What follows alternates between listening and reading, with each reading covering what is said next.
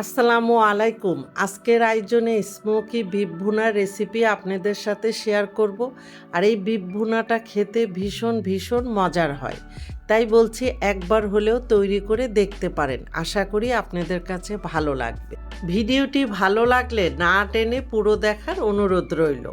প্রথমে এখানে আমি 1.5 কেজি গরুর মাংস হাড় চর্বি সহ ফ্যামিলি কাট করে কেটে মাংসগুলিকে ভালো মতো ধুয়ে পরিষ্কার করে একদম পানি ঝরিয়ে নিয়েছি। আর এই রান্নাটার জন্য মাংস ফ্রেশ হলে রান্নাটা অনেক ভালো হয়, খেতেও ভীষণ টেস্ট হয়। এবার মাংসের মধ্যে কিছু মশলা অ্যাড করব। প্রথমেই দিয়ে দিচ্ছি আদা বাটা 2.5 টেবিল চামচ, রসুন বাটা 1.5 টেবিল চামচ, জিরা বাটা 1.5 চা চামচ, ধনিয়া বাটা 1.5 চা চামচ। এখানে জিরা বা ধনিয়া গুঁড়াটাও ব্যবহার করতে পারেন।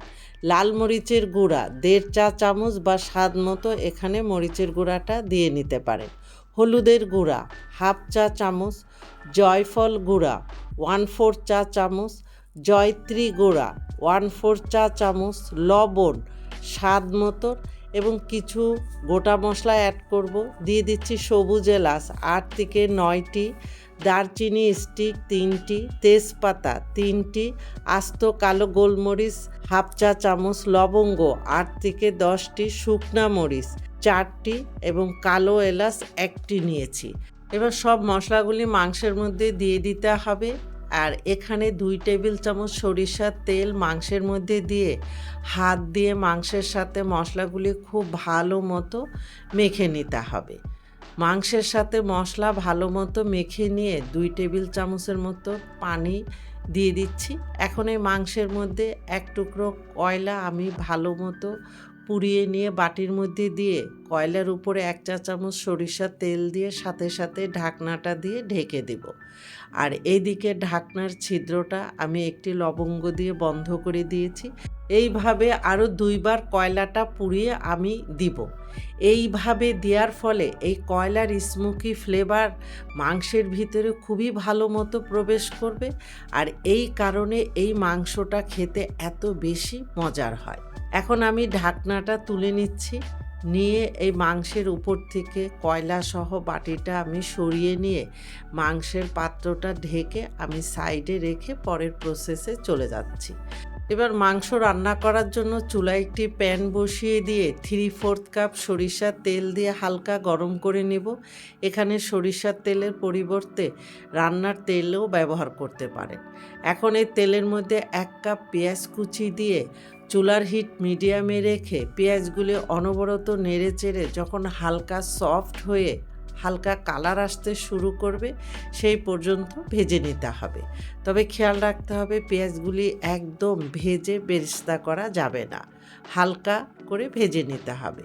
পেঁয়াজগুলি যখন সফট হয়ে এরকম হালকা কালার আসতে শুরু করবে তখন আগের থেকে ম্যারিনেট করে রাখা মাংসগুলি দিয়ে ভালো মতো নেড়ে চেড়ে মিশিয়ে নিতে হবে।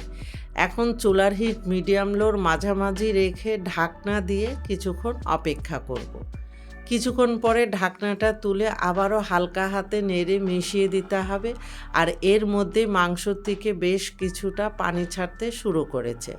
এবার ঢাকনা দিয়ে 5 থেকে 6 মিনিটের মতো অপেক্ষা করব। 6 মিনিট পরে ঢাকনাটা তুলে নিচ্ছি। মাংস থেকে আরও কিছুটা পানি বের হয়েছে। এখন এই পানিটা দিয়ে মাংস খুব ভালো মতো কষিয়ে নেব। মাংস ফ্রেশ হলে মাংস থেকে বেশ কিছুটা পানি বের হয়।